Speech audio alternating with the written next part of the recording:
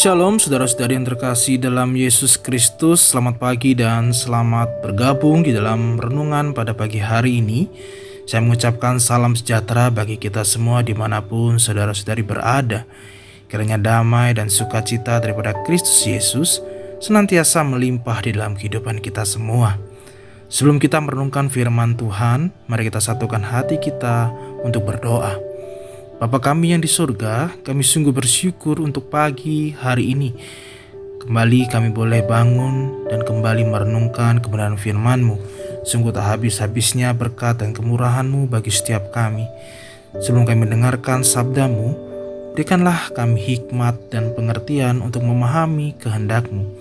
Hanya dalam nama Tuhan kami Yesus Kristus, kami berdoa. Amin. Saudara yang kasih dalam Tuhan, pembacaan Alkitab kita pada hari ini terambil di dalam Roma 12 ayat yang ke-14. Roma pasal yang ke-12 ayat yang ke-14. Saya akan membacakannya bagi kita semua. Firman Tuhan tertulis demikian. Berkatilah siapa yang menganiaya kamu, berkatilah dan jangan mengutuk. Saudara yang terkasih dalam Tuhan, kadang seseorang yang merasa sakit hati memanjatkan doa tanpa mempedulikan orang lain. Mungkin juga sengaja mengutuk mereka melalui doa karena diperlakukan tidak adil, dikhianati, disakiti, ataupun karena merasa iri hati. Padahal doa merupakan cara kita untuk semakin dekat dengan Tuhan dengan mengucap syukur, memohon berkat, dan memohon ampun dosa, bukan untuk menuntut Tuhan agar menghakimi orang lain dengan persepsi kita. Apakah kita mau mengotori doa dengan mengikut sertakan dendam dan kutukan pada orang lain? Seperti yang tertulis pada Yakobus 3 ayat 9 dikatakan, dengan lidah kita memuji Tuhan, Bapa kita, dan dengan lidah kita mengutuk manusia yang diciptakan menurut rupa Allah. Atau apakah kita menghadap Dia untuk membawa perkara yang ingin kita hakimi sendiri dengan penyelesaian sendiri? Itu artinya kita meminta penyelesaian yang berat sebelah dengan meminta pertolongan dalam hidup kita dan meminta kecelakaan pada orang lain. Meskipun kita menerima perlakuan yang tidak adil, bukan menjadi hak kita untuk menentukan balasan apa yang pantas untuk mereka terima.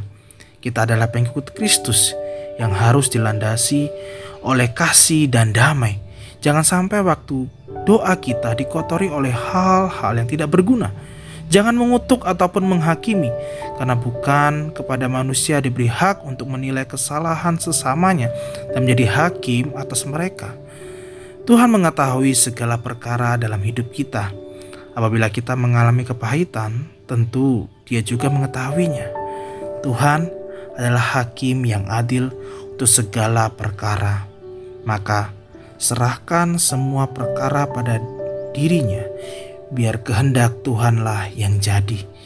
Hilangkanlah sifat membalas kejahatan dan tanamkanlah sifat mengampuni, agar hati dan hidup kita lebih tenang dan damai.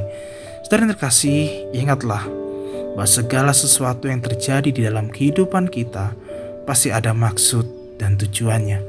Firman Tuhan mengatakan bahwa Tuhan turut bekerja dalam segala sesuatu untuk mendatangkan kebaikan bagi orang yang mengasihi Dia. Dalam keadaan susah maupun suka, Tuhan punya rencana. Di balik masalah ada banyak berkat yang sedang menanti. Itu sebabnya firman Tuhan mengajak kita untuk memberkati orang yang mungkin membuat masalah bagi kita.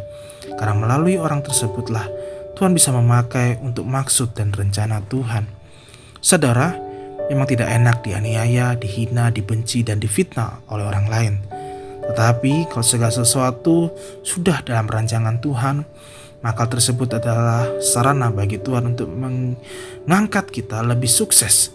Ada orang yang bermaksud tidak baik dengan mengata-ngatai di belakang kita, memfitnah kita, dan lain sebagainya. Tapi bagi Tuhan, itu adalah alat untuk mempromosikan kita.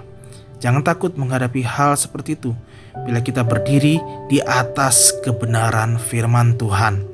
Kalau Tuhan sudah di pihak kita, siapakah yang jadi lawan kita? Tidak ada. Jadi, mari kita memberkati orang yang membuat masalah dengan kita, karena itu adalah bagian dari kehidupan yang akan membuat kita lebih bersinar dan nama Tuhan dipermuliakan. Amin. Mari kita berdoa. Bapa kami yang di surga, Tuhan, kami mengucap syukur untuk firman-Mu pada hari ini. Kami sudah mendengarkan dan merenungkan kebenaran firman-Mu. Dalam kehidupan yang kami lalui banyak sekali masalah dan tantangan yang kami hadapi. Tidak jarang mungkin kami dihina, dibenci, difitnah, bahkan dianiaya. Tetapi melalui firman-Mu pada pagi ini kami diingatkan bahwa kami adalah pengikut Kristus yang harus dilandasi oleh kasih dan damai. Arahkanlah kami terus Tuhan, sehingga waktu doa kami tidak dikotori oleh hal-hal yang tidak berguna dengan cara mengutuk ataupun menghakimi. Karena bukan kepada manusia diberi hak untuk menilai kesalahan sesamanya dan menjadi hakim atas mereka. Tuhan mengetahui segala perkara dalam kehidupan kami. Bila kami mengalami kepahitan, tentu Engkau juga mengetahuinya. Tuhan, Engkau adalah hakim yang adil untuk segala perkara. Maka kami mau terus menyerahkan semua perkara kepadamu. Biar kehendak Tuhanlah yang jadi dalam kehidupan kami. Tuhan, apapun permasalahan yang ada, terima kasih untuk firman-Mu pada hari ini. Berkatilah kami dalam sepanjang hari ini, dalam segala aktivitas, bila dalam semuanya nama Tuhan dimuliakan. Kami rindu lawatan-Mu ya Tuhan. Kami berdoa bagi yang sakit maupun dalam menghadapi segala pergumulan, agar Tuhan menjamah, menyembuhkan, dan memberikan mukjizat-Mu, pertolongan-Mu bagi setiap kami. Kami percaya memperoleh kemenangan dan sukacita dan pertolongan-Mu bagi setiap kami. Berkat-Mu Tuhan sungguh luar biasa dalam kehidupan kami. Terima kasih Tuhan. Kami sudah berdoa dan mengucap syukur. Haleluya. Amin. Terimalah berkat daripada Tuhan. Tuhan memberkati engkau dan melindungi engkau. Tuhan menyinari engkau dengan wajah-Nya dan memberikan kasih karunia.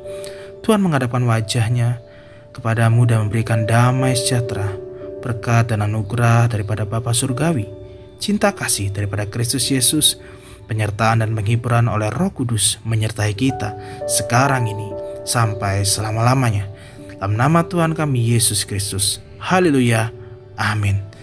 Puji Tuhan, saudara yang terkasih dalam Tuhan. Mari kita memulai aktivitas kita hari ini dengan menghilangkan sifat membalas kejahatan dan tanamkan sifat mengampuni, agar hati dan hidup kita lebih tenang dan damai. Kiranya Tuhan senantiasa memberkati dan menyertai segala aktivitas kita hari ini. Sampai berjumpa di dalam renungan berikutnya. Tuhan Yesus memberkati.